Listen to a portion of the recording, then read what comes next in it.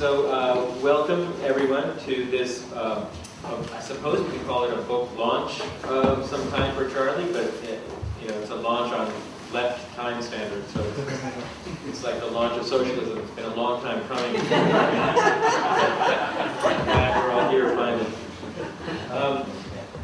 It's a real pleasure to be here to speak on Charlie's book, and what I would like to do is say a little bit about the book and its importance, and then introduce myself and the other two people. And then we'll go in order, starting with Charlie and myself and David. The book that we're here to speak about is by Charlie Post, and it's called The American Road to Capitalism, Studies in Class Structure, Economic Development, and Political Conflict.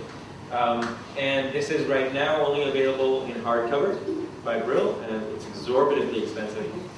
But fear not, I'm told that in the spring, in March or April, March, it will be released in paperback by Haymarket, who have a table in the back with some of the other books in this series, many of which are great books.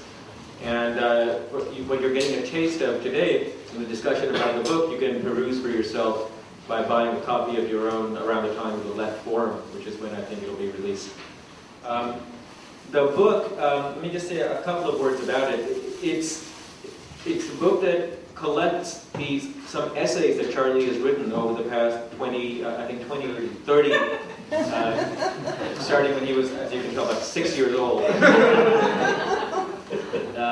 It collects essays from the last 30 years that Charlie wrote and published in various journals, many of which are not that easily accessible.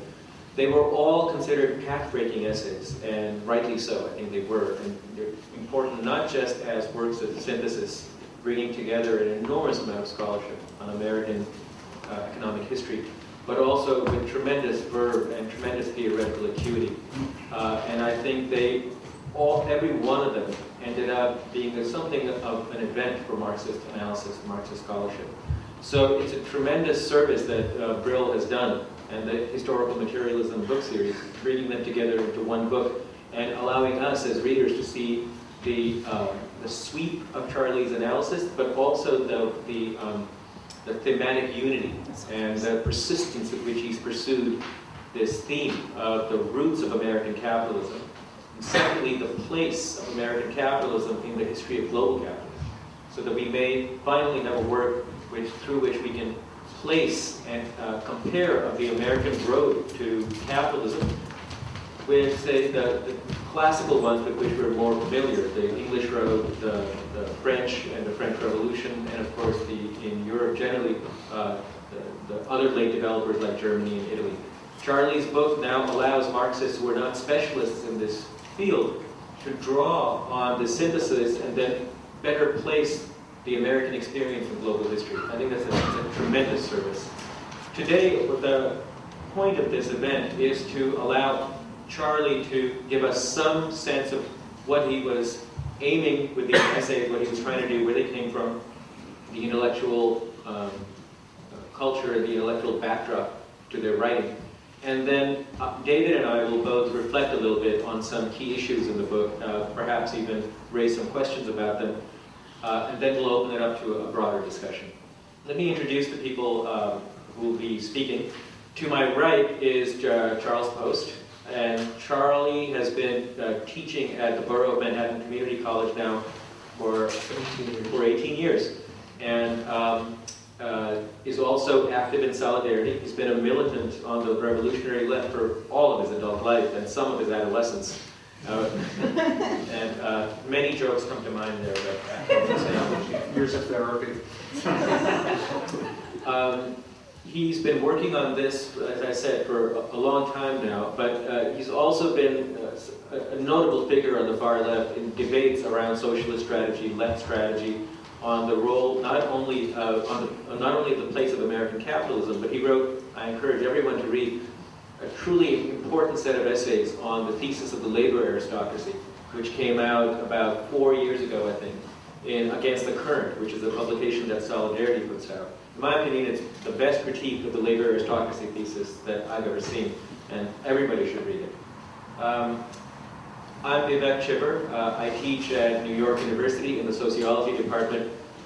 I don't do anything of much significance other than that. But hopefully I'll have something to say today about the book. To my left is David McNally.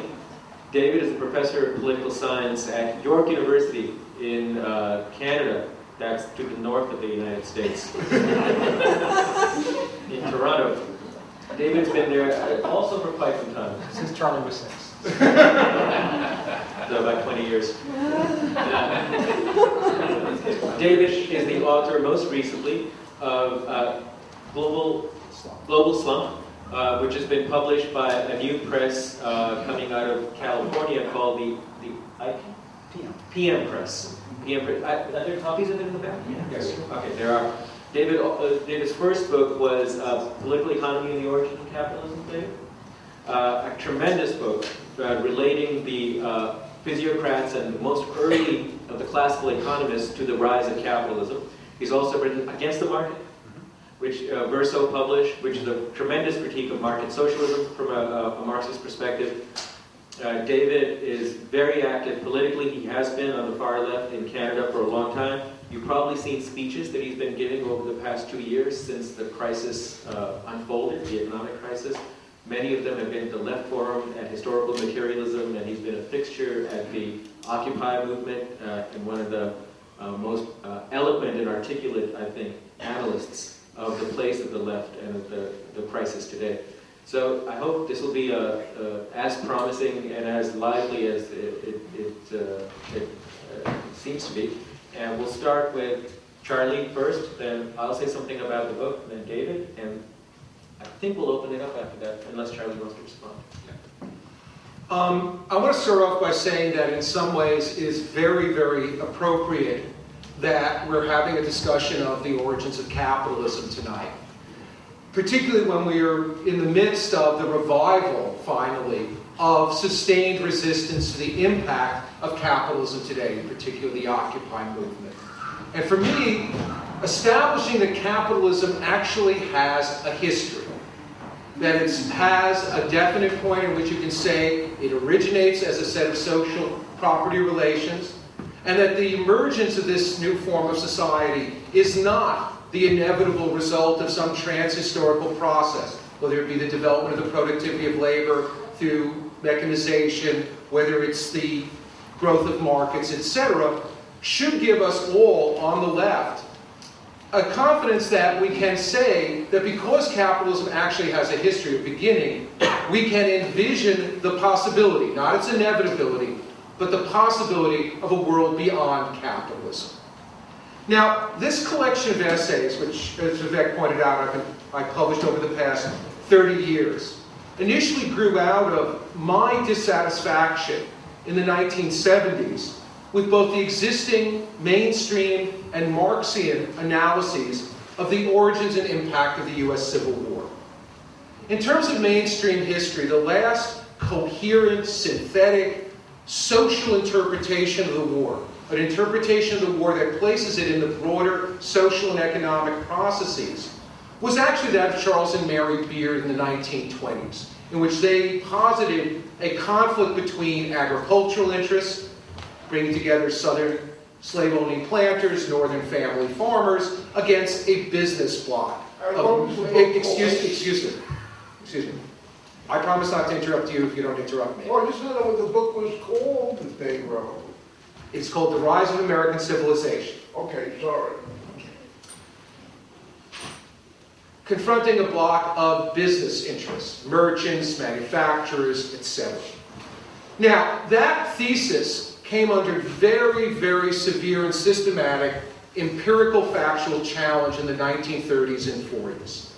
And unfortunately, what replaced it by the 1940s and 50s were, among the mainstream historians, were what we can characterize as two mainly non-social interpretations of the war. One was the so-called revisionists, people like David Donald, etc., who argued that the war was simply the result of a blundering generation of demagogic politicians who exaggerated sectional differences that could have been easily compromised and avoided the bloody 4 years of war. By the 1960s and 70s, we see the so-called new political historians, who emphasized the importance of ethno-religious divisions, particularly in the 1840s and 50s, destroying the bisectional national political parties, the Democrats and Whigs, which then create the space for sectional demagoguery, the Republicans and Democrats, leading to the war. Most of the existing Marxist historiography before the 1960s actually basically relied on the work of the Beards. If you read the work of George Novak, you read the work of many of the historians associated with the Communist Party tradition, essentially they're repeating in slightly Marxified form the thesis of the Beards, that the war was the result of this conflict between agrarian and business interests. A thesis that, by the 1930s, as I said, was empirically being undermined. Now, the problem was, and that increasingly the argument that people were making, even on the left about the Civil War, by the 1970s was that the Civil War was the product of political and ideological conflicts between northern capitalists, family farmers, etc. on the one hand, and slaveholding planters on the other. That they had a different vision of what would be a prosperous and good society. The planters arguing that the only way you could have economic growth and actual equality among white people is if the people who actually worked were slaves and disenfranchised. Whereas in the North, there was the vision of free labor. Everyone would be capable of becoming what we would call a small business person, a petty bourgeois entrepreneur, and that everyone should have this opportunity. That supposedly, according to most of the left historiography, Foner's work, John Ashworth's work recently, basically argued this is what caused the war, but there were no economic or material contradictions between the development of slavery and capitalism in the U.S.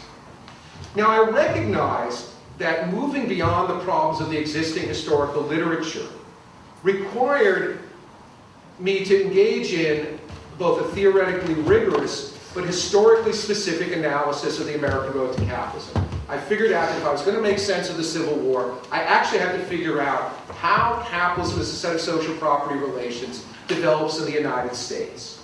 Now, I was very fortunate to begin this work in the mid to late 1970s, early 1980s, at the conjuncture of two very important intellectual developments that reflected the revival of Marxism in academia in that period before it was eclipsed by the plagues of post-structuralism and postmodernism.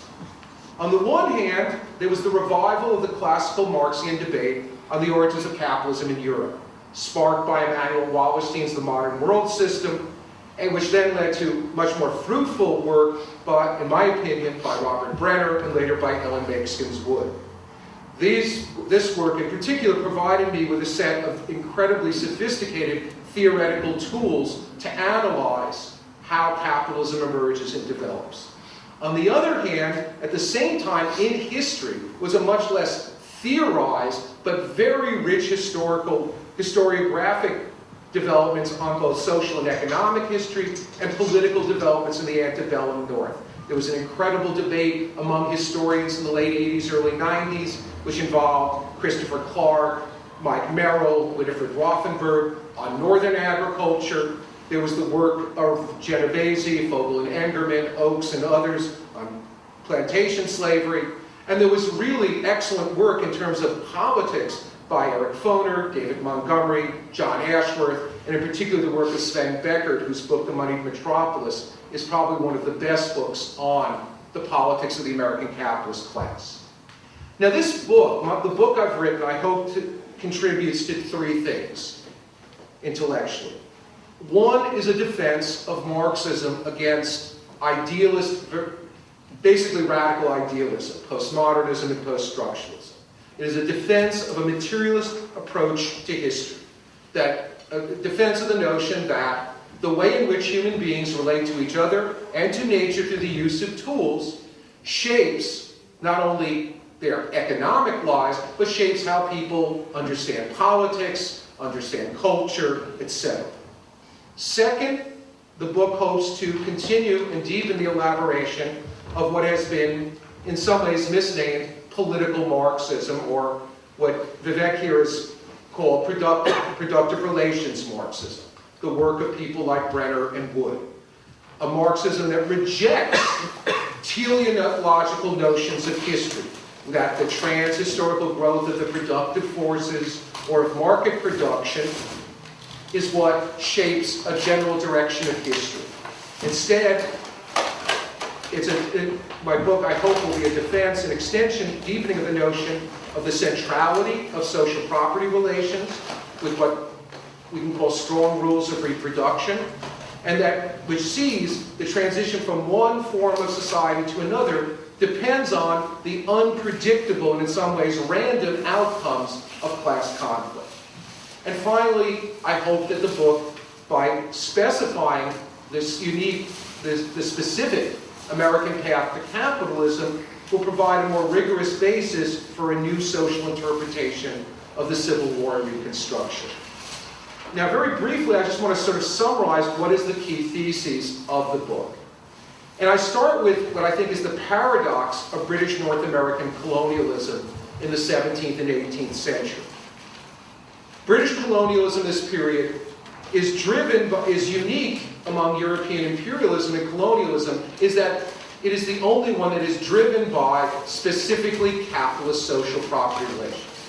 I agree with Brenner and Wood that it is only England in the 17th century that has made the breakthrough to capitalist relations, and that their form of colonialism takes a very different form than colonialism of the Spanish and Portuguese earlier on, which takes the form mostly of plunder, and even very different from French and Dutch colonialism, New World colonialism.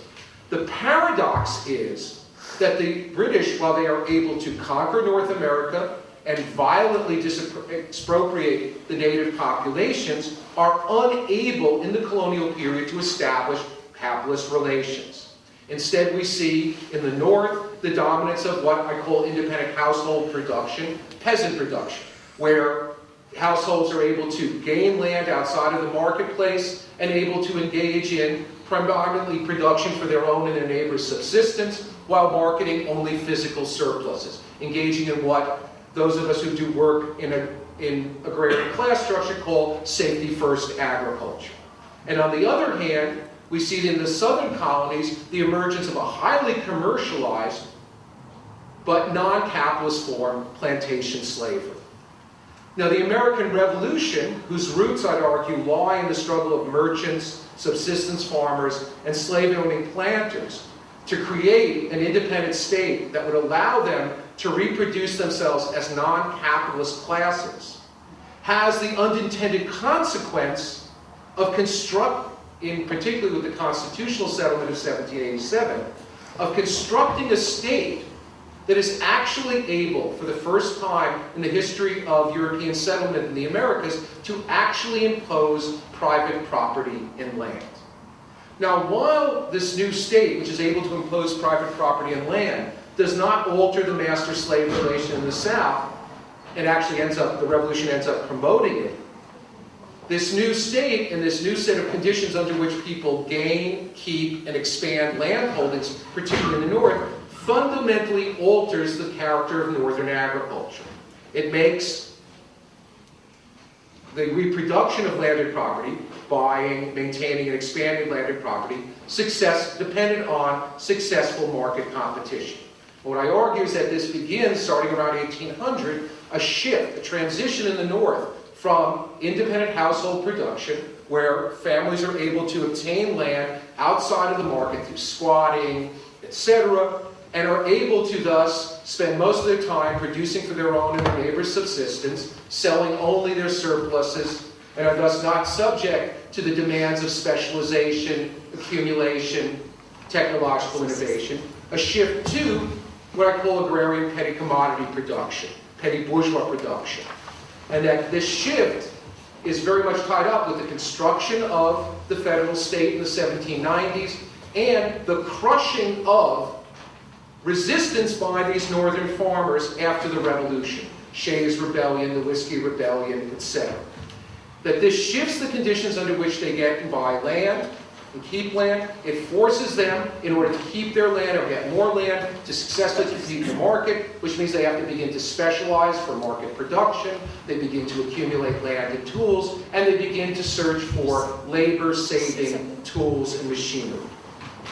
This process begins, as I say, by around 1800 and is really completed by the mid to late 1830s with the rapid expansion of the public land systems across the United States. Now, my argument is that as northern household producers are subordinated to the dictates of the market, the law of value, this transforms these farms into a massive and growing home market for industrial capital. They are no longer producing important consumer goods, cloth, shoes and boots, clothing. But even more importantly, northern farmers become a growing market for labor-saving tools and machinery. And my argument is that by the 1840s and 1850s, the center of U.S. industrialization reflects this transformation of northern agriculture, the development of what I call, following Michel Aglietta, an agro-industrial complex. That at the center of American industrialization is not, as in Britain, textiles, shoes, and boots, but farm implements production, meat packing, mechanized flour milling, and the like. As a result of this transformation of northern agriculture, its subordination to the dictates of the market, the development of a home market, the merchant class that had traditionally dominated the U.S. economy and bound together its various non-capitalist components become increasingly economically subordinate to the manufacturing class. And it's the activities of manufacturers, buying and selling goods to the farmers, etc., that begins to bind together the U.S. economy. At this point, starting in the 1840s, we start to see a very big shift in the place of plantation slavery in the development of American capitalism. Essentially, I argue that while plantation slavery is a creature of the world market, and particularly in the 19th century, a creature in creation of a capitalist world market, where it is producing, in fact, the key raw materials for capitalist industry in Great Britain, it is based on a non-capitalist class relation.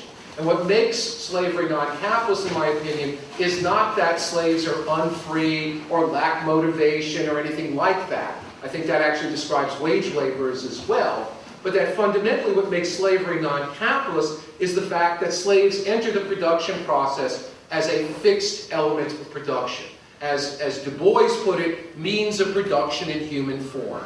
And thus are not easily expelled from production and make it much more difficult for planters to introduce labor-saving machinery. I also argue in the book that the fact that slaves appear as fixed capital, that they have to be maintained even when they're not working in order to maintain their market value, leads to the near universal tendency in the New World for planters to put slaves to work during the slack season growing their own items of consumption, whether large provision grounds in the Caribbean or garden plots in what becomes the southern United States.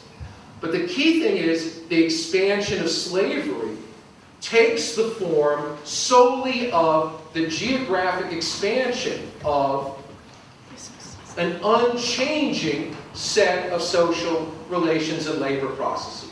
There is not the continuous deepening of the division of labor through the introduction of machinery, specialization, etc.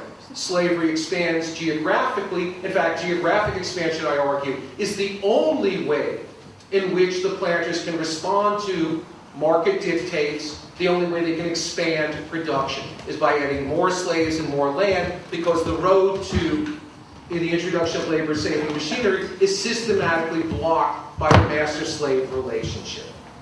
Now, before 1840, I argue, slave exports of slave-produced cotton from the U.S. to Europe produces a fairly favorable balance of trade between the United States and particularly Great Britain, and allows for the massive importation of money capital in the form of loans and bonds to the United States. Now, these bonds and credit do not flow, for the most part, into production. They do not finance industrialization.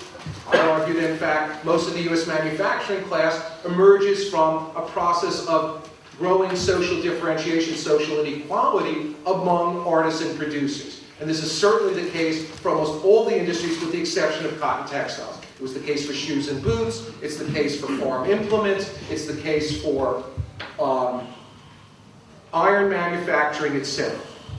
What the credit that slave-produced cotton allows the U.S. to import does is it goes to fuel several major waves of land and transportation infrastructure speculation in the 1820s, 30s, and early 1840s. The money goes into the hands of these merchants and bankers in New York and other major cities who then invested in first canal construction in the 1820s, then by the 1830s and 40s railroads, and most importantly in buying and selling through the public land system huge blocks of land.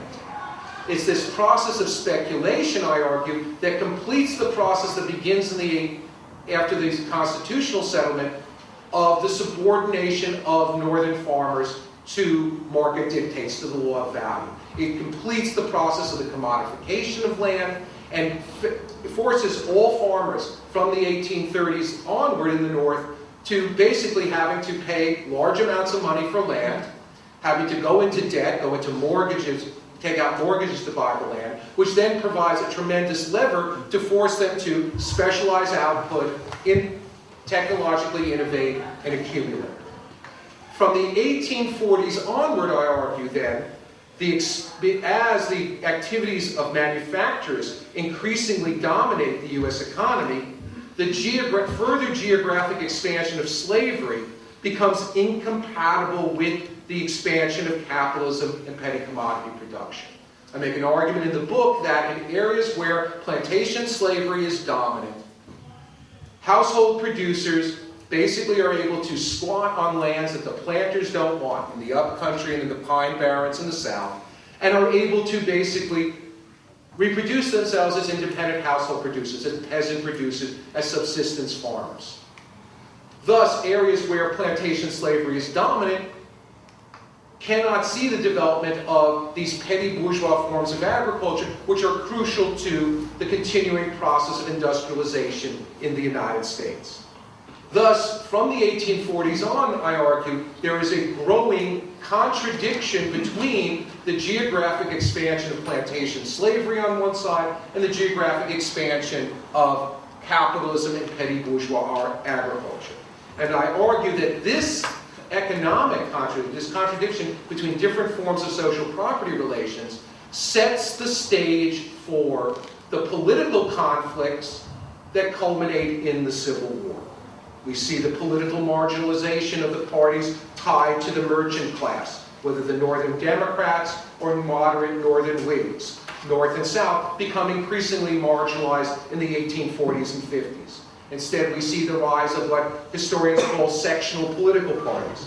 The Republicans in the North representing the manufacturers, small farmers, and a segment of skilled, mostly native-born Protestant skilled workers. And on the other hand, the Democratic Party in the South speaking for the most radical, expansionist, militant layers of the plantocracy. That this political polarization ultimately sets the stage for the secession crisis and 4 years of war. I'm done.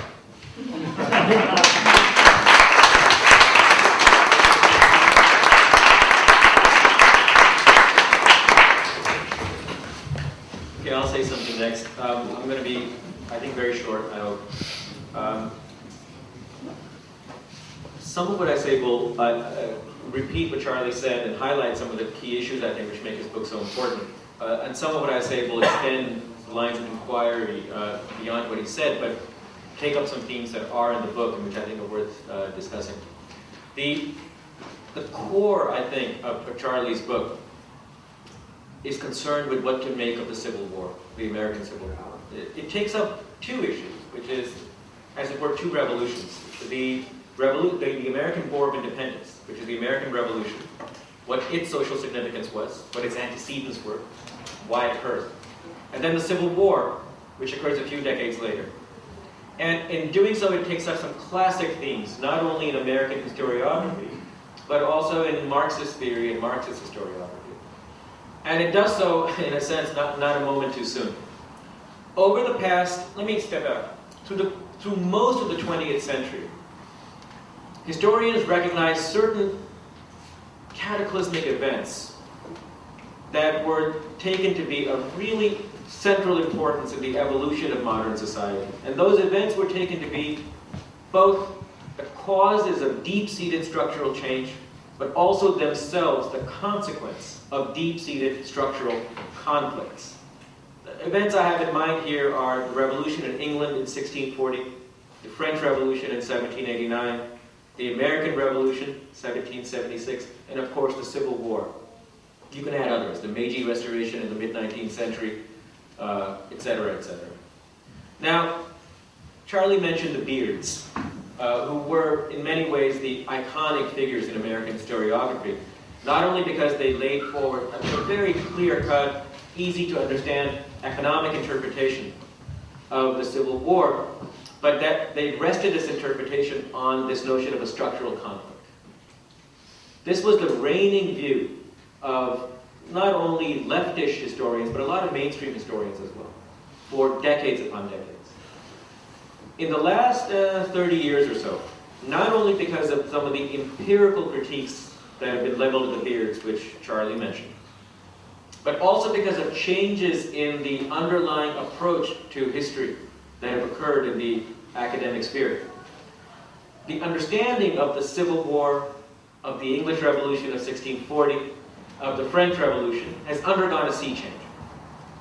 The direction of the sea change has not only been in the way of empirically pecking away at the traditional social interpretations, but also laying out an alternative framework for the understanding of these revolutions, which denies that there was any kind of structural conflict underneath them at all. And things like the French and the English Revolution, and to a lesser but also appreciable extent the Civil War, these events have been taken to be the consequence of maladroit, of stumbling and unthinking mismanagement by ruling classes. So the English Civil War and the French Revolution are taken to be the consequence of the monarchy or of a nobility that couldn't handle its conflicts in the right way. The implication being that had James or Charles or Louis the 14th? 16. Handled the situation differently, you would have had a different outcome. So now, the result of all this sea change has been to see revolutions as driven by individuals and potentially manageable had different individuals been in place. This has displaced the notion that the revolutions and the civil wars were the result of structural conflicts between entire groups of people. What Charlie does is he revives and resuscitates the view that the Civil War was the result of a structural contradiction. He does so, I think really well, he does so not by reviving the Beardian view, but by replacing it with another structural and social view. And that's what makes the argument, I think, really important. So let me lay out what I think are the really important parts of his argument about the causes of the Civil War, and then say something about questions that he raises about the significance of the Civil War as regards its consequences after it's occurred. Now, Charlie's argument is that the Civil War was not an accident, and it was probably not avoidable. And it could not have been managed had different individuals been in place. The reason for that is it was the expression of a structural conflict. And that structural conflict was between the Southern economy, the needs of the slave states, and the expansionary drive of the Northern states. All right, well, that's not an altogether new thesis. What makes it interesting is a very careful theorization of what it was that drove this contradiction between the North and the South. And the core of Charlie's argument is very simple. The contradiction came about owing to the incompatibility between the successful rise of capitalist agriculture and capitalist manufacturing in the North, on the one hand, and the non-capitalist character of slavery in the South, on the other. Now, it's not controversial to say that the North was capitalist. Most everybody admits that by the 1850s you had mostly a capitalist economy in the North. What's interesting is the claim that the South was not capitalist. In making this argument, Charlie explicitly takes up the cudgels against some very prominent views that have been out there, which have taken the South to be some form of capitalism. And understand that the South is capitalist. There's no structural contradiction between North and South. And it's easy then to see the revolution as the result of maybe ideological battles, or political maneuvering, or the usual, individual personalities vying for power, vying for some sort of influence. So what's crucial for Charlie is, how is it non-capitalist? If you look back over the past 30 years, there's been three basic views which take the South to be capitalist.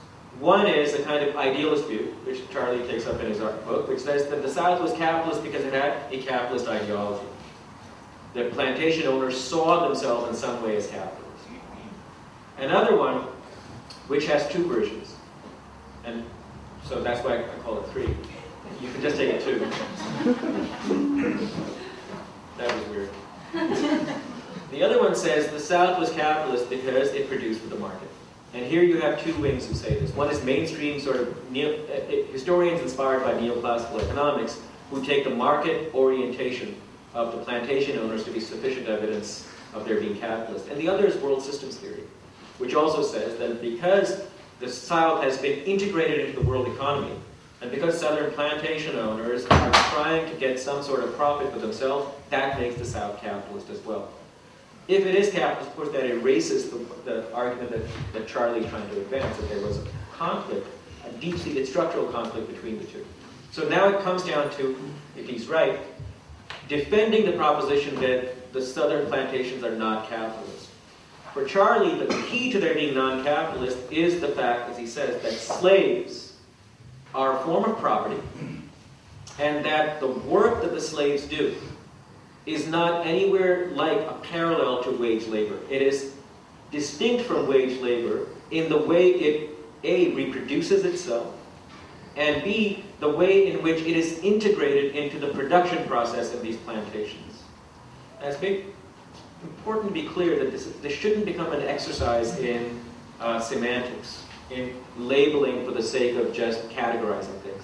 What's crucial for Charlie, and should be crucial for any scientific approach to this, is that if you're going to name something capitalist, that thing should have the same properties that capitalism does. And the key properties here are, it should undertake the same sort of reproductive strategies that capitalists do, and it should generate the same sort of interests that capitalism generates. So what is it about Southern plantations that makes their reproductive logic different from a typical capitalist firm? Charlie says the presence of slaves in these plantations generates two very important departures from a capitalist firm. The first is, plantations do not respond to profit opportunities and compulsions from the market the same way that capitalist firms do. So first of all, he shows really nicely that even though they participate in markets, when there is a slowdown in market growth and a decline in prices, plantations don't respond the same way you would expect a capitalist firm to respond. How do capitalists normally respond when markets are contracting, when the profit opportunities are going down, when prices are declining? That creates a squeeze on the rate of return. And if they find that they cannot get the rate of return back up, they leave that line, they exit it, and enter other lines of production where the rate of return will be more or less equal to what they could get if they invested anywhere else. So the decline in prices results in a decline in production on the part of the firm first, and then potentially an exit of the firm to go into other sectors. What plantations do when they are confronted with a decline in prices is instead of decreasing their production, they increase it. And the reason they increase it, Charlie says, is that because they've invested in slaves as property, once they've sunk that investment into slaves, if they find that they're not making the profits they need, they can't expel the slaves. They've got to make use of them the same way they make use of machinery.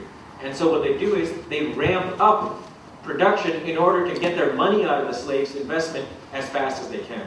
So the consequence, in other words, of a decline in profitability from a capitalist standpoint, is irrational. Slave plantation owners produce more, not less.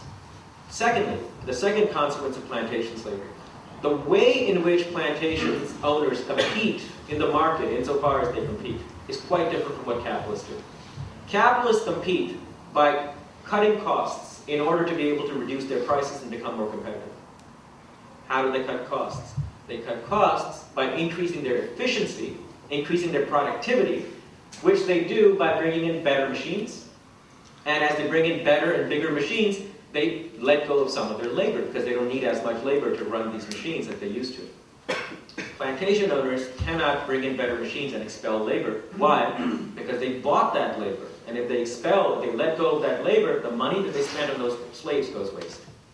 The result, therefore, is even when there are bigger and better machines to bring in, through which they could reduce their prices, they don't. What they do instead is only use the technology that is compatible with the full utilization of their slave labor force. That makes these plantations, therefore, uncompetitive as compared to capitalist firms. Now, this is important ways in which plantations depart from firms, capitalist firms, and this has an important consequence. It means that in order to increase their profits and increase their revenues, they cannot do so by the normal means of competition in capitalism, through increasing their productivity. So how do they increase their revenues? How do they expand their, as it were, profits? They do so by simply laying out more equipment and finding more land to increase their production, the actual quantity of production, which increase the quantity of revenue coming in. So this gives slavery, then, an expansionary drive different from capitalism. In capitalism, the expansion of capitalism is an economic one. That is, capitalists seek to expand the scale of operations, produce more commodities more efficiently, and flood the market with their commodities. Slave owners seek to expand geographically. In seeking to expand geographically, they don't necessarily improve their efficiency. They just want to bring more and more land under operation.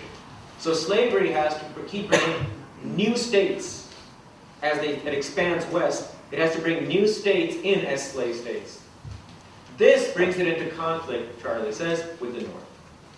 For the North, it's one thing to say, okay, you've got 6 states that are slave states. Fine. But if you can keep them contained in those 6 states, then as you expand west from Kansas onward, all these new states coming in can become potential producers of capitalist forms of production and become potential markets for all the commodities that are coming out of the Northeast. But the southern states insist that every new state is going to have to be a slave state because that's the only way they can expand their operations. This leads to a conflict with the North about what the character of these new states is going to be. And that is the structural conflict that is underlying at least one structural conflict. Charlie has already made mention of others. That's underlying the tumult that we see in the 1850s and 60s. Now, right or wrong, it's a fantastically interesting interpretation of the Civil War's roots. And I find it quite compelling. And in the debate that's occurred so far, it's been received very well, even by John Ashworth, who's one of the people that Charlie's criticizing. Okay, so that's the importance of the work as per an explanation of the Civil War. It is a structural, class-based interpretation, and exceedingly, I think, well done and carefully marshaled in terms of its evidence. Now, what do we make of its consequences? What is the significance of the Civil War?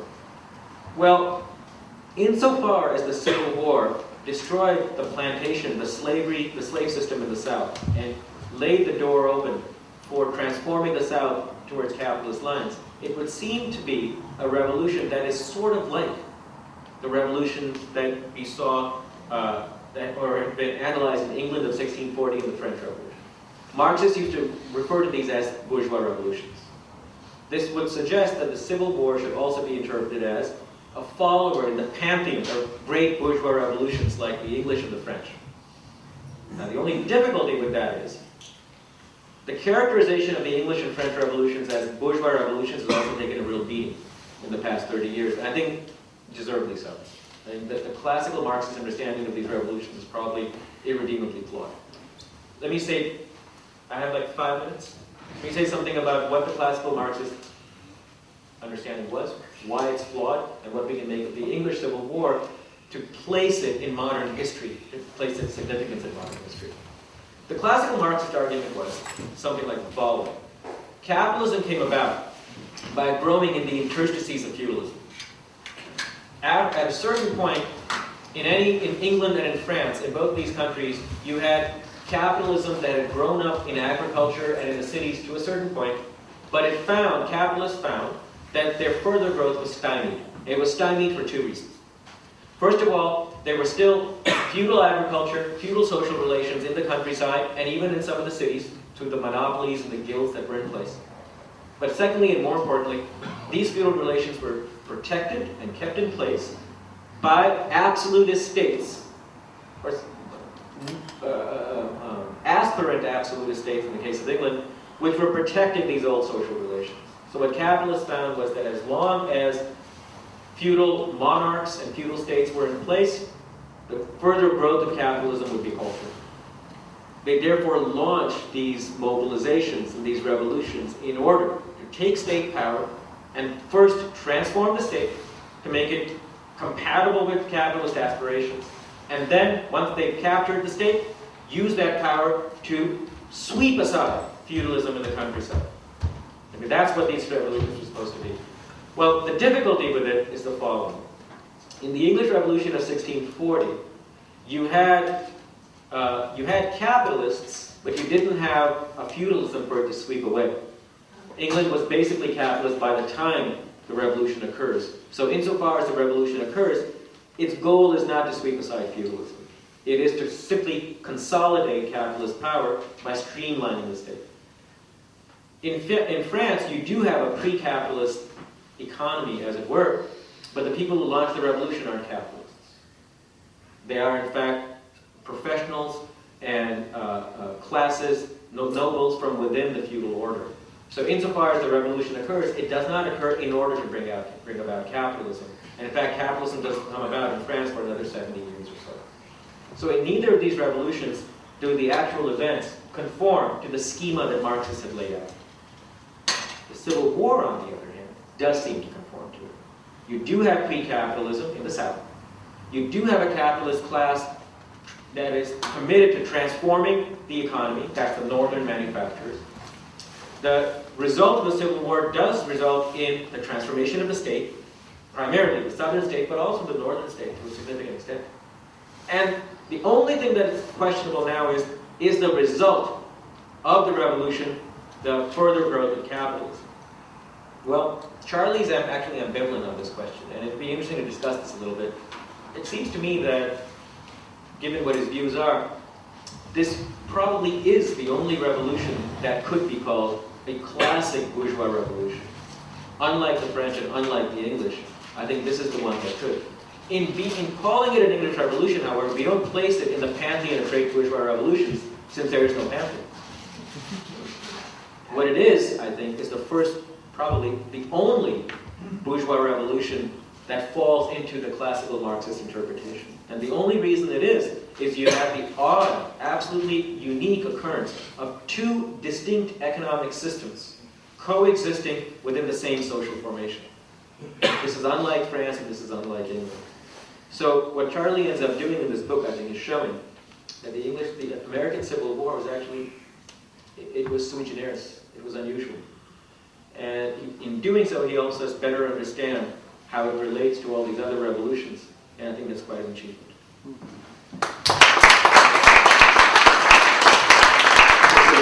Last speaker is David McNally from York University. Well, I come to my comments with some relief in a couple of respects. One is that whenever one of your friends writes a book. Could you speak into the mic? How's that? Okay. Is that working? Yeah. Everybody's back okay? Excellent.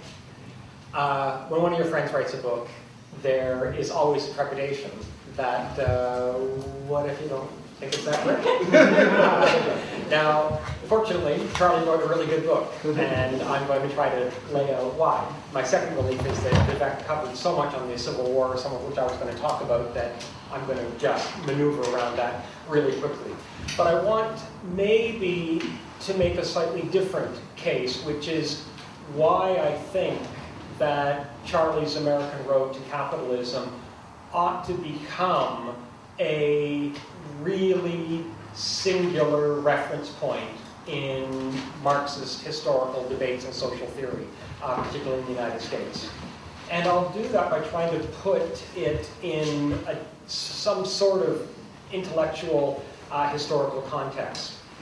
It's a really interesting paradox about Marxist historical scholarship that Marxists don't write very much about capitalism and its rise. It's kind of remarkable because, of course, Marx spent the better part of his life trying to figure out what capitalism was, and the last part of his great life's work, part 8 of Volume 1 of Capital, is his attempt in the section on so-called primitive accumulation to sketch out a sort of historical narrative and a historical account of how this system came into being. And yet, if you look at the great traditions of Marxist historical scholarship, they are much more about working class movements and much less about capitalism, its origins, and its development. And I think one of the reasons for that is that all too often we tend to assume that the emergence of capitalism into the world is a very kind of straightforward matter, that we can take it for granted. It's not terribly problematic because at some level, having lived within the system, it's become utterly normalized and naturalized for us. And I believe people on the left, too, struggle all the time with the tendency to project backwards from the present, to take for granted the way in which the world works today. Marx thought the emergence of capitalism was a problem, and I think Charlie does in this study, in the American case, and I think that makes it quite important. It's a very interesting thing about Marxist historiography, for instance, that if you think about what is known in Britain as the British Marxist Historians Group, the vast majority of them write about popular movements, and very few of them write about the rise of capitalism. The original debate in the 1950s about the emergence of capitalism, the so-called transition debate, the two central figures were trained as economists, Maurice Daub and Paul Sweezy. The historians kind of come into the debate later on. Few of them contribute, lots of them stay outside that initial discussion. It changes to some degree with the debate that emerges in the 1970s that Charlie talked about, the so-called Brenner debate. But the same thing is, I think, largely true in France.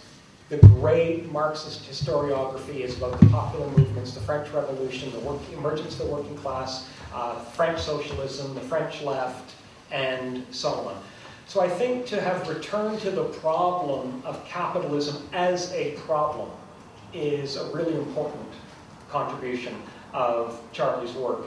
And I think the same thing applies, even though there are immensely rich bodies of historical scholarship about all kinds of aspects of economic and social and political history in the United States. If you think about it, there are very few studies that actually say we need to address the question of the transition to capitalism in the United States. It actually posed that as a problem.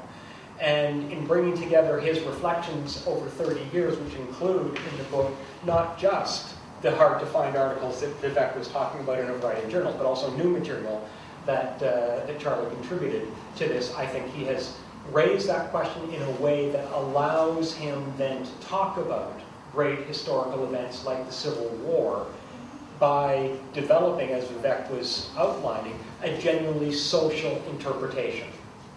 If in some way there is a question about the transition to capitalism in the United States that needs to be addressed, this then poses the question, what about these great political upheavals like both the American Revolution, but in particular for Charlie's book, the Civil War.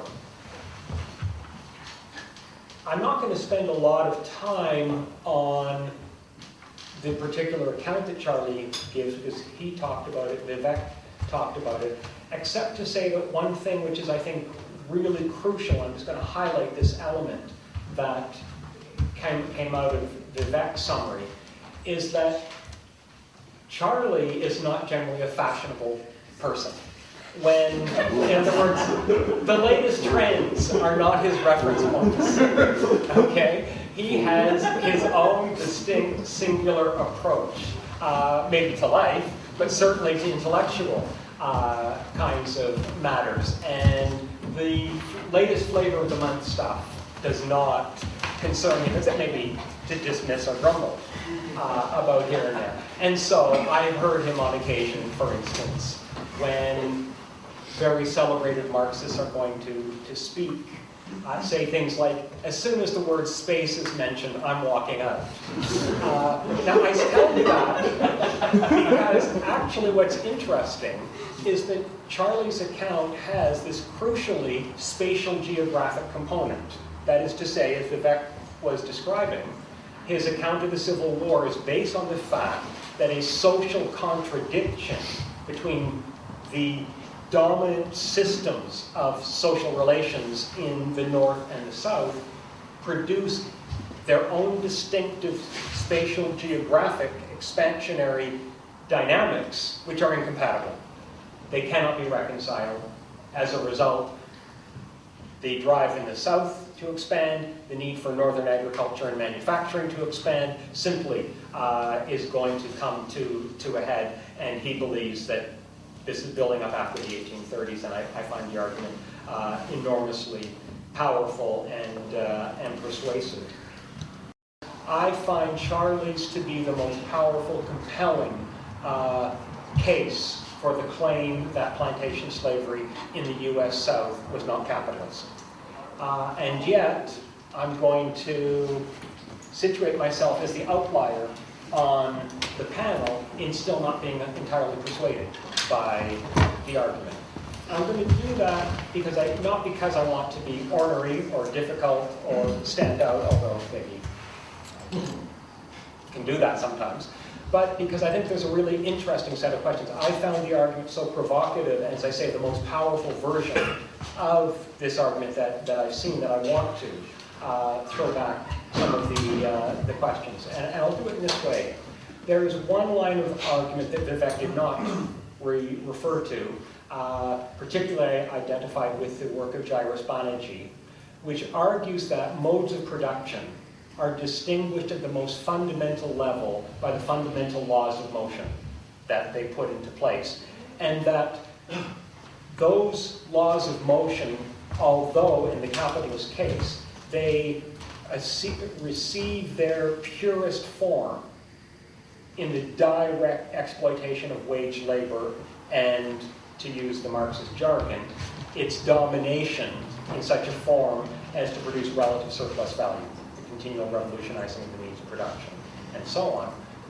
Banerjee argues, and I think correctly, that in fact there are a variety of modalities of production within the history of capitalism that don't observe all of those characteristics.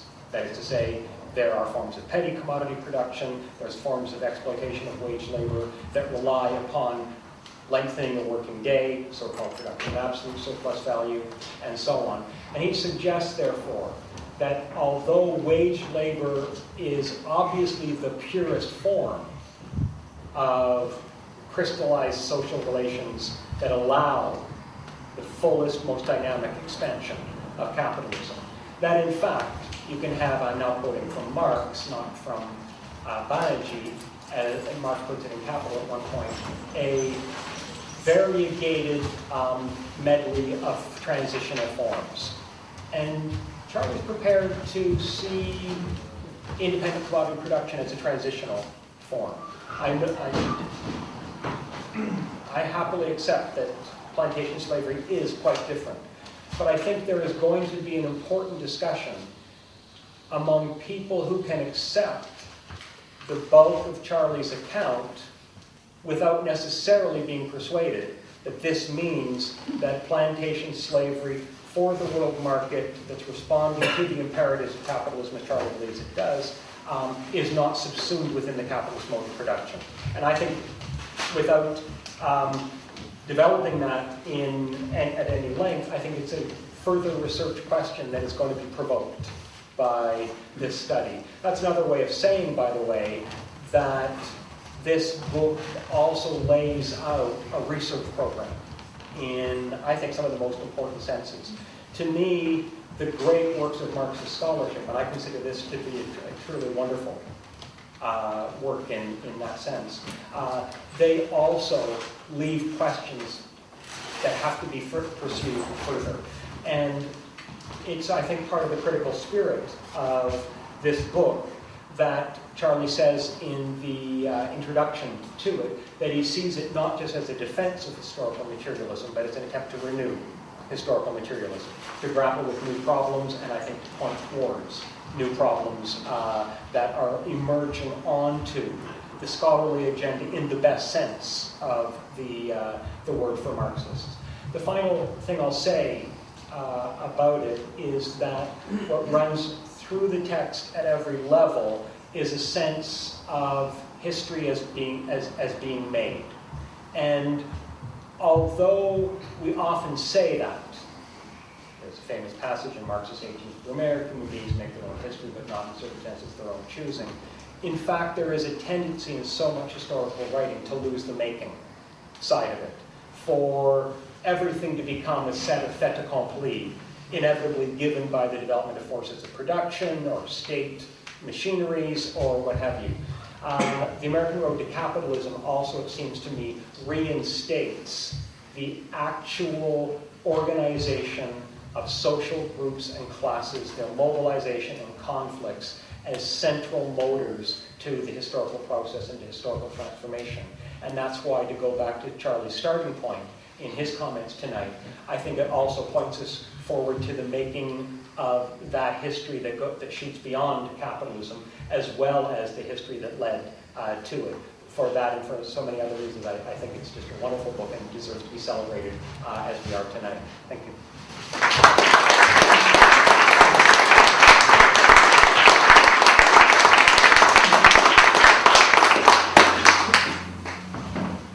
Well, people have been very patient. So I think the best thing to do now is to open it up. We'll take a few questions at a time, and then Charlie or whoever is directed to can respond. Yes? I think if people could identify themselves, that would be very helpful. Hi, I'm Sam Conant. I'm a graduate student, master's student at Murphy Institute. I have two questions. Thanks, Charlie. I'm really looking forward to reading the book. My first question is about the slaves themselves. Not to get into too much, objective, subjective kind of stuff, but I'm curious, and in fact, it supports maybe this latter point to say that, well, to talk more about and I'm sure you do this in the book as well, but to talk more about the role of slaves in their own liberation, and that it's possible to talk about, the Civil War not strictly as a contradiction between North and South, but as arising from internal contradictions of the plantation slave system, and that uprisings, insurrections, and instability within that system also contributed to its collapse.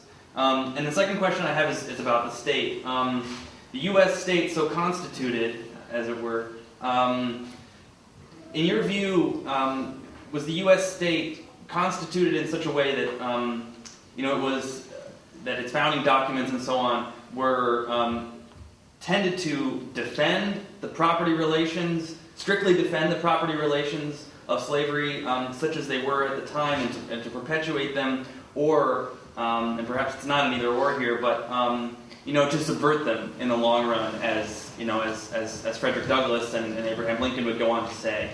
So those are my questions. Thanks. Yes, sir. My name is Dave. This question is either David or Charlie. I wonder if you can comment on the rebirth and reconfiguration of American slavery after the brief period of Reconstruction, when slavery did take on a capitalist cast through the peonage system and total criminalization of black life that continued well up into World War II, when black men and women were routinely arrested on trumped-up charges and sold from factory to factory, from farm to farm. And this was meticulously demonstrated in Douglas Blackman's book, Slavery by Another Name, something that is actually worse than antebellum slavery. If you can comment on that. the conflation of slavery and capitalism. Richard. Yeah, I'd say I found this incredibly interesting, Charlie's book and your discussion. It's not my field, I don't know anything about it, but I have some. You brought in your narrative and your analysis like right up to the Civil War and then you stopped. So, but I had some questions. I was thinking about this.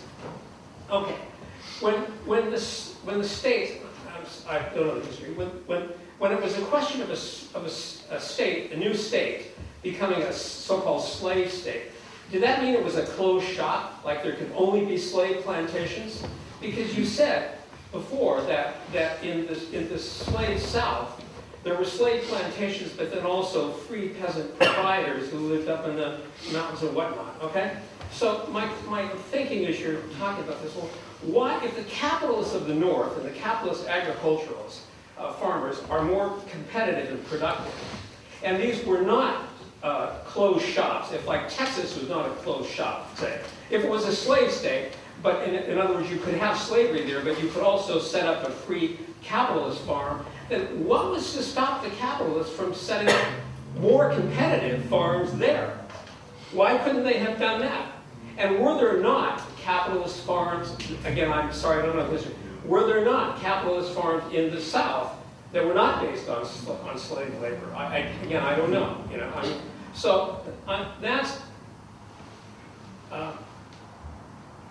yeah, I guess that's kind of my main question. You know, and also, well, I'd like you gave a really good description. If you could just walk through a little bit more of the causation. I was listening very closely, but I didn't quite get exactly how the conflict came about. Exactly what was the, you know, like, how did the capitalists, how were they defeated in some way if Texas became a slave state? I don't see how they would be, unless it was a closed shop and they couldn't set up there. That makes a difference, but I didn't know that was the case. I think you should respond to that. Okay. Because these are all very substantive questions. All right. Let me start with Richard's question and sort of work backwards.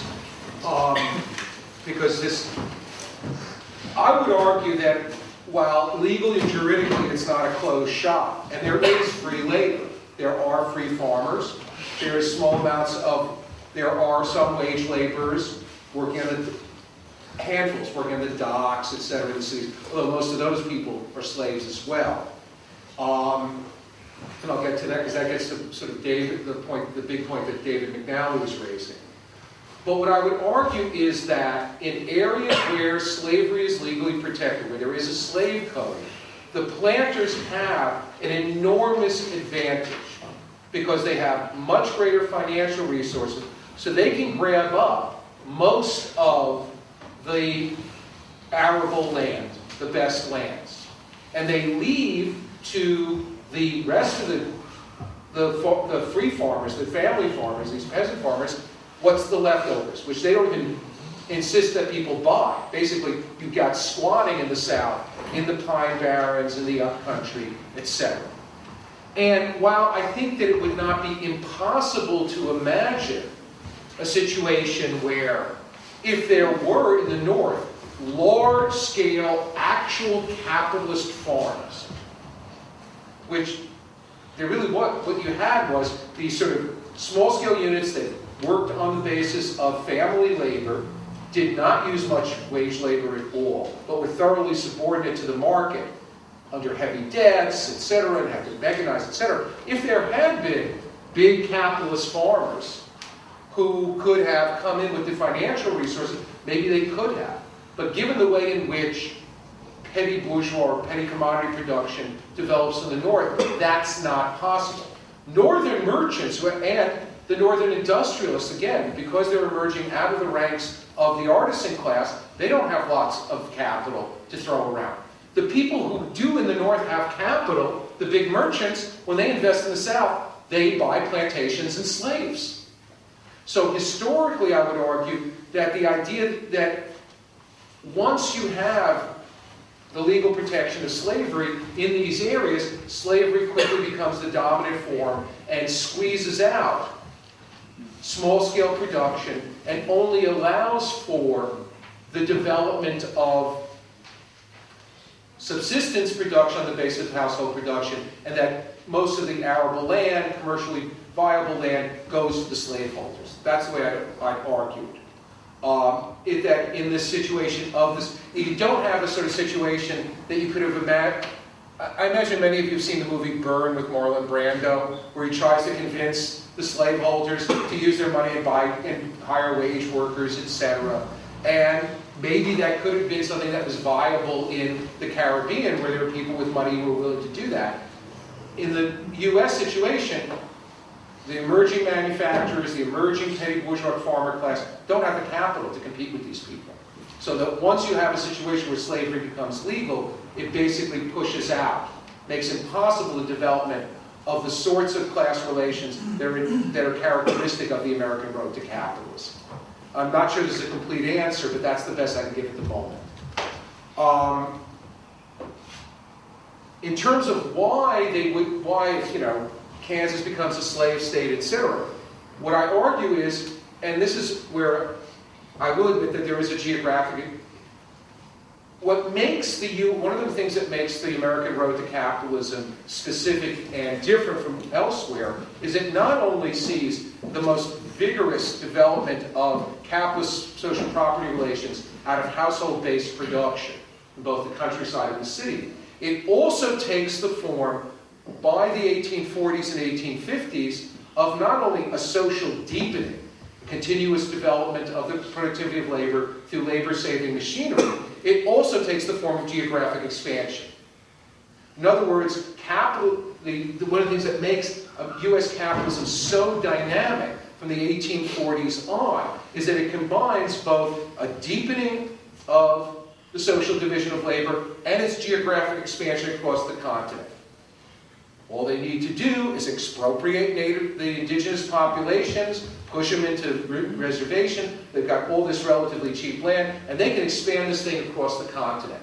And by the 1840s and 1850s, for growing sectors of the manufacturing class, and Becker's book is very good, because he talks about New York, which is not even the center of the most important industries, like iron production, like farm machinery, etc., which is much more in the Pittsburgh, what's now Cleveland, Detroit, Chicago.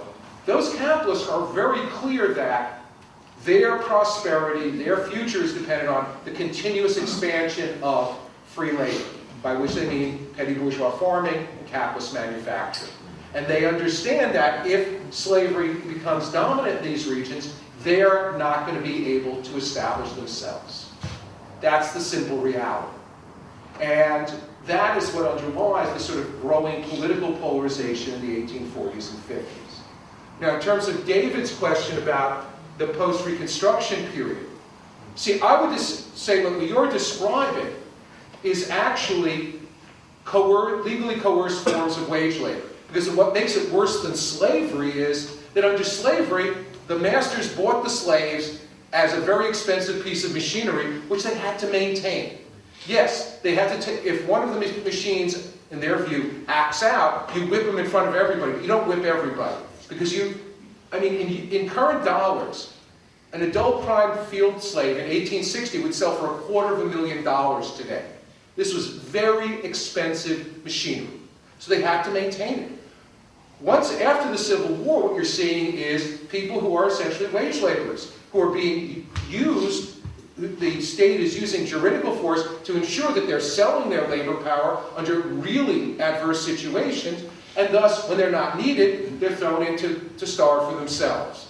My argument, actually, in the last chapter of the book, and this is in some ways the least developed historical argument, is that it's only with the defeat of Southern populism, it's only with the consolidation of disenfranchisement and legal segregation, the Jim Crow system in the South, that this is the conditions for the actual development of capitalist agriculture in the South. That in the wake of the defeat of populism, in the wake of the consolidation of the Jim Crow system, we start to see the meaning of sharecropping transformed.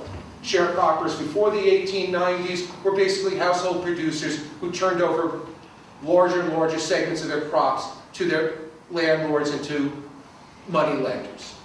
After 1890, what you start to see is the planters start evicting sharecroppers they don't need, reducing the amount of land they're given until they basically have garden plots, and basically getting them to work in gangs as they had under slavery, under the command of the planter. And it's a situation now where if the planter has the opportunity to mechanize one or another aspect of the production process, they can easily get rid of these people. So I would agree with you that it's in fact the defeat of Reconstruction, the defeat of what I call a peasant democracy during the Reconstruction period, where the freedmen are able to use the suffrage and local office to protect themselves against the demands of the planters and the moneylenders. It's the defeat of that radical peasant democracy in the late 1870s, and then even more importantly, the defeat of populism and the establishment of the Jim Crow system that is the precondition for the development of capitalism in the South. In terms of Sam's question, in terms of the U.S. state, I don't think that there's anything in the Constitution that is anti-slavery or terribly democratic. For me, the U.S. Constitution actually is the model for capitalist state building. Here's a form of the state which allows the representation of different elements of the capitalist class and keeps the popular classes, and who they were most worried about when they wrote that were these crazy northern white farmers who didn't want to pay taxes and didn't want to buy land. Keeps these people at a distance. Takes a whole series of issues out of the control of democratically elected legislatures. Establishes what Ellen Wood calls representative democracy, the idea that your bidders will speak for you. And in terms of slavery, the Constitution itself mentions slavery at several points, and basically the Constitution represented a compromise between merchants and bankers in the North and the plantocracy in the South. After the plantocracy is convinced that they need a more centralized state after Shays' Rebellion. The Shays' Rebellion scares the shit out of the planters because they worried, hey, it took them 6 months to crush this in Massachusetts. What happens if the slaves revolt? And finally, in terms of the slaves' own struggles, I have a slightly different perspective. I think that, well, the question of the slave struggles under slavery in the South. First of all, one of the few things I agree with Eugene Genovese on is the fact that the way in which slavery develops in the U.S. South basically undercuts the possibility of large-scale slave rebellions for most of the antebellum period. Because unlike in the Caribbean, where there are no white free farmers, subsistence farmers, the majority of the population of the South are white. Even in many of the plantation districts, close to 40 to 50% of the population are free white people. Okay? As a result, there is this huge layer of people who have conflicts with the planters over taxation and other things, but who are united with the planters in their hostility towards the slaves. This places limits on large-scale slave rebellions. You don't see in the U.S. South the equivalent of the huge revolt that effectively undermined slavery in the British Caribbean and particularly in Haiti. What you see is continuous day-to-day class conflict, some of which, and this will get to the point that David made, has some exceptional similarities to working class struggles, because slaves, like wage workers, are in a collective labor process which they have no control over, etc. So you see slowdowns, sick outs, strikes, it's arson, etc. However, what makes it different is that much of the continuous class conflict between slaves and masters in the U.S. South is about the division of time. Now, that's true, you see that in the North, in the free working class as well. But the division of time between the time I have to work growing cotton, the slave crop, in gangs under the control of the masters, versus the time I can get the rest of my family to work on the garden plot producing for my own subsistence.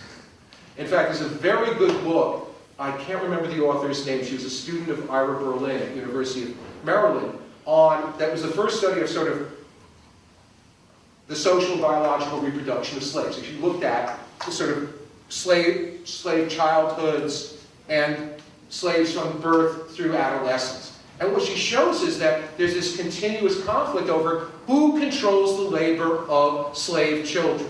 Is it the master, forcing children to do garden work, caring for the elderly, etc., and then forcing them by the ages of 12 or 13 to at least work part-time in the gangs on the plantations? Or is the eldest male in the slave households, which are patriarchal, eldest male dominated, do they control the labor of their children working on the garden plots? I happen to think that one of the reasons that and this is one of the things I think makes slavery not capitalist, is that when workers are at the height of revolutionary struggles, their demands in every major working class series of mass strikes, etc., is for the democratic collectivization of the means of production. Slaves at the height of their revolutionary struggle, and this is true in the Caribbean and in North America, their goal is to become peasants, because they associate slavery with collective cooperative labor in gangs and producing commodities, cotton, sugar, tobacco, and they associate freedom with petty production for their own consumption. So that's where I come out. Now, in terms of David's question, and I think this is it's a very good one, I agree with Banerjee that there are many, many forms other than legally free wage labor, which are subsumed under capitalism. Petty commodity production, clearly. There are lots of legally, juridically coerced forms of wage labor, where legal power is used to force people to sell their labor power under disadvantaged conditions. We see this today with the emergence in the industrialized countries of whole layers of non-citizen workers, so-called undocumented immigrants, etc. However, all of these forms allow for labor to be expelled when they're not needed. Whether it's convict labor in the South in the 1890s, whether it's undocumented immigrants today, etc., these workers, when capitalists can find machines to replace them, or they don't need them because market prices are falling or whatever, can easily get rid of them, and they're on their own. Because their labor, what's been purchased is their labor power, their ability to work for a set period of time. Slavery is fundamentally different. Even slavery enmeshed in the capitalist world market, because they can't expel labor. The transition to wage labor is not automatic, is not natural. It has slavery, that social relation has to be broken through tumultuous class conflicts. And that's, I think, for me, what leads me to continue to argue. Clearly, much of the character of plantation slavery, development of large-scale production, the development of gangs, the incredibly detailed cooperative division of labor. I mean, there are some historians who describe the plantations as the first experiments in Taylorism, in scientific management, of the incredible subdivision of tasks so that people's work is, so that they can maximize the production of absolute surplus labor. All of that is given by the capitalist world market. And John Clegg, who's sitting back there, maybe he'll contribute, is also trying to figure out what this means in terms of value theory. What is, how are prices set for slave-produced commodities? How, to what extent can we say that even though it's a non-capitalist form, they are subject to the law of value? But fundamentally, what I've come to the conclusion is that it's the subordination of the slave plantation to the capitalist world market, to the world economy, ensures that these people are accumulators, more land, more slaves. They've got to sell to survive. They're in very heavy debt. They cannot retreat into subsistence, despite what Robin Blackburn sometimes argues in his latest book. They cannot retreat into subsistence away from the world market.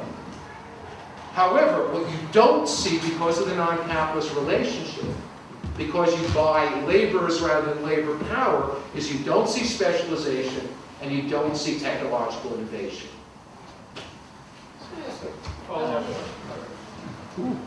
Nancy, and then we'll go around this way. Okay, I don't know anything about the history. This is more a conceptual question. But the answer you gave to this fellow David about post-Civil War slavery, forced labor, whatever. Worse than slavery. Yeah. Right. Anyway, it raises a question in my mind about how you define these concepts. Because I'm thinking about Kevin Bale's work on modern slavery. I mean, you know, the numbers of people who are enslaved today vastly exceeds the number who were enslaved in, you know, just all over the world. And the difference from, you know, contemporary slavery, he argues, is that there's no justification given for it other than purely economic. No racism, no, you know, naturalistic, whatever. It's just plain simple economic. And secondly, that it doesn't meet some of the same conditions of that they're responsible, you know, that they have this investment, and when, you know, when they're no use to them, they get rid of them. So they're cheaper, so it's better economically, you know. Anyway, but it seems that it's definitely slavery, but it is totally embedded within the capitalist world market, and it's driven by the race to the market. Well, some of it is traditional too, but it fits into and continues because of its, you know, the way it fits within the market. So that is clearly slavery, not, I mean, just forced wage labor. I mean, I'm not sure what, you know, I mean, you buy wage labor and selling labor power as a fiction, you know, they have to buy the person goes with the labor power, right? So I'm not sure what you would say about that and how it would compare to this example. Yes, sir. The blue sweater. Is that? I can't tell what you're. Yeah, you. Okay. I just want to say. What's your name, Karen? Ronald Frazier. That slave labor, of course, was still capitalism because it was a matter of exploitation. Exploitation is the very basis of capitalism. So it was a matter that it wasn't capitalism, it was just that industrialization would reproduce goods faster than a human hand could do it. So it was just a matter of, say, sophistication of how you're going to exploit. So, I mean, that I see. And another thing is that race entering into the question actually divides the working class into races, and therefore they're divided, and their exploitation can be more efficient. Because you have, in capitalism, always a need for a surplus army of workers. That's absolutely necessary to keep wages down. That keeps it down. So therefore, and you see right now, like manufacturing, you know, the auto industry taking the factories out of the United States and moving it to eastern part of the world, into China and India. You know, they didn't make a decision that we were going to lay off white workers, because they're laying off white and black. It's immaterial, you see. So the race question has a lot to do with dividing the working class itself and keeping people unconscious of how they're being manipulated. You see, because that's the whole matter.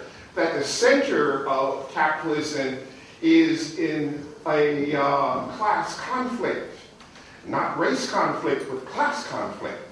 Because if it was just race that was the thing that divided people, then we wouldn't have had the First and Second World Wars, not to go back any further, because those were two European divide. There was a European divide there that wanted to have the spoils of those countries that had mineral resources. Germany was ready to take over where England had been. So that was the force that led to that great catastrophe. So I mean, you know, these subtleties are there, but it's hard to see because of the total control of the American ruling elites, how they keep the people here unconscious because they have the total mechanism for communications. So I just want to say that. So we'll go to Jonah in the back, and then to the Conrad in front of him. Charlie, can we talk about the bourgeois revolution? Because so in the classical Brenner argument, right, their pre-capitalist modes of production societies have these structural impediments that stop people from specializing for the market, right? For one thing, you know, there are rules of reproduction that mean that it makes no sense for people to try and specialize for the market. And but the other thing is that there's no mass production of consumer goods that you could buy, right? Clearly, the second thing is not a problem by the 19th century in the United States, right? There is mass production of consumer goods, and with the Civil War, the first thing is right? More than anything else, now after the Civil War, you can expel the exploiting class can expel the direct producers from the means of production whenever the hell they want. But after the Civil War, they don't, right? Instead they work desperately to try. I mean, this is what you're talking about. Reimpose a form of extra economic coercion, right? You know, that's what Jim Crow is more. And I think they work desperately hard to do that. It seems to me that there's a bunch of things here. One, it raises a question. If a bourgeois revolution is more than anything the removal of structural barriers, right, to the development of market-based social relationships. Not only is the Civil War and Reconstruction a bourgeois revolution, you could also say that the French Revolution is as well, right? It establishes the basis for a market in land, for example, and then a series, even if it's decades later, a series of contingent factors can bring that to fruition. Absolutely, it seems to me that there's a salvageable notion of the bourgeois revolution that is implied by your work. And the other thing just about, you know, I guess it's an empirical question about your argument, and I think it's related, but you're making an argument that in the South, the landlords start to specialize, start to mechanize production at the beginning of the 20th century. Everything that I've read, I mean, I don't know, Jack Bloom, whatever it is, makes an argument that actually mechanization happens long after that, 1930s, 1940s, and what's the basis for Jim Crow, right? I mean, the defining feature of capitalism is that it's the market that allows for exploitation, not laws, right? It's not extra economic. We'll take one more. Just very briefly, my name is Danny Luce, and I just wanted to ask a purely historical question. Charlie mentioned the defeat of Reconstruction, but you didn't offer any explanation about why. And this has been much debated among Marxist and radical historians for a very long time. For example, there's a school of thought that attributes the failure of Reconstruction to the economic crisis that began in 1873, which instilled fear into the capitalist class, and so they turned on the project of radical Reconstruction and so on. But you know, it seems insufficient, and it's not an adequate explanation. And I wonder if you could comment about, you know, if you have come up with a more nuanced theoretical appraisal of why the Reconstruction was defeated. It seems like it's one of the most central problems in American history. All right, I'll start with Danny's question because then I can work to Jonah's and then to Ronald and Nancy's. My sense of why Reconstruction is defeated has been shaped primarily by David Montgomery's work, and to a lesser extent by Eric Foner's book on Reconstruction. First is that what Montgomery establishes, and later historians like Beckert, Ivan Berg, a number of other people established, is that by the end of the Civil War, the radicals who had initially had their base among middle-class urban professionals and among farmers, particularly in the northern Midwest, had become, for the most part, the spokespeople of the manufacturers. The manufacturers had profoundly radicalized during the war and were very much attracted to the radical Republicans' vision of using democratic government without any limits placed on it to transform society. Now, there was always a division and ambivalence, even among the most radical manufacturers, about what we would call radical democratic land reform, 40 acres and a mule. Because what they feared, and rightly so, is that what the free people wanted to become was not good commercial farmers, like the farmers in the Midwest. They wanted to become subsistence peasants, like the free people did in Jamaica and Haiti, etc. And they feared, particularly the cotton manufacturers, feared that this would mean a sharp drop in the production of cotton. So they were always very ambivalent about radical land reform. What they were not ambivalent about prior to 1868 was the question of the former slaves must be protected against legal coercion, the black codes, which essentially were forms of legal coercion on wage labor to make sure that the former slaves sold their labor power to their former masters and stayed on the plantation for the entire year. And they were very insistent on they must become citizens and they must have the right to vote. And they supported through the 1860s the ascension to local political office, sheriffs, justices of the peace, etc., of many of the free people who then used these offices to block the attempts of planters and merchants to reduce them to debt peonage, to evict them, etc. What I think de-radicalizes the manufacturers starts right after the Civil War, and it's not so much the radicalism of the free people in the South as much as the rise of the movement for the 10-hour day in the North. Suddenly, workers in the North are using the language of radical republicanism to demand that the state protects them, that free labor means the legal limitation of the working day. And it's then, from that point on, you begin to see a de-radicalization of the Republican Party, which is the 1873 crisis, and then the tremendous struggles, even deepening struggles afterwards, deepened that de-radicalization. So I would say that what's crucial is, as Montgomery put it, the radicals' plans for remaking society, making everybody into good petty bourgeois entrepreneurs, basically gets wrecked on the shoals of class conflict in the North. Now, this gets to Jonah's question. The question of how I conceive the bourgeois revolution is a bit different. It's not.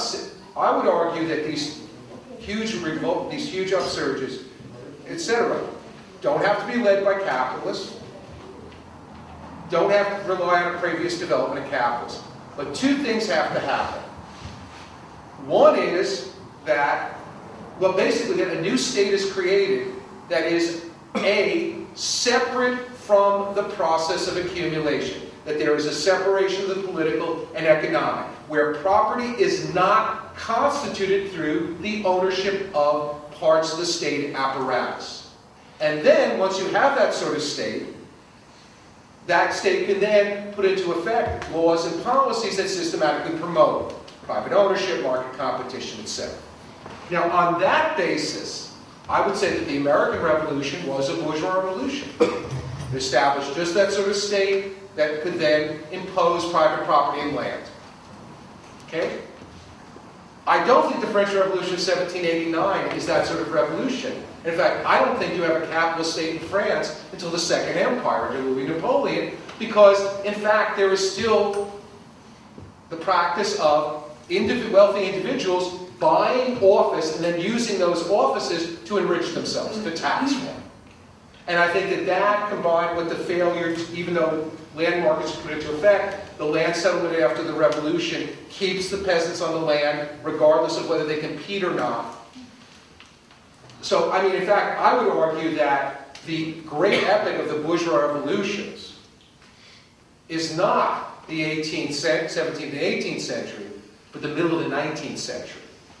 That, yes, you have that the English Civil War can be seen as a bourgeois revolution, American Revolution, but it's really the 1850s and 1860s, the Second Empire in France, the American Civil War, German unification, the Risorgimento in Italy, and the Meiji Restoration that actually established capitalist states in what become the Central Imperial powers.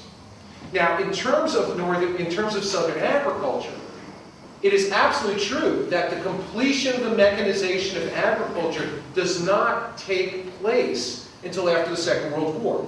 It's not until after the Second World War that they successfully mechanized harvesting. However, by the First World War, they have begun and made great strides at mechanizing planting and cultivation. They've introduced the tractors driven by internal combustion engines. The problem is, and this is one of the reasons that you tend to see historically, and this gets somewhat to Nancy's question, extra economic coercion, juridical coercion in agriculture, even capitalist agriculture, is you have this problem under agriculture of a certain incompatibility between the natural processes of agriculture and capitalism. Capitalist manufacturing, capitalist industry, there is no distinction between labor time and production time. You produce a car, all the time that you have people working is the time it takes to produce it. In agriculture, as a natural biological process, there is a disjunction between production time, the time it takes crops to come to maturation, and the time you have to apply concrete human labor. There's a slack season. One of the reasons you see various forms of what can basically be called bonded labor, unfree labor, whether it's slavery, various forms of sharecropping with debt peonage, whether it's what I would call juridically coerced wage labor, is because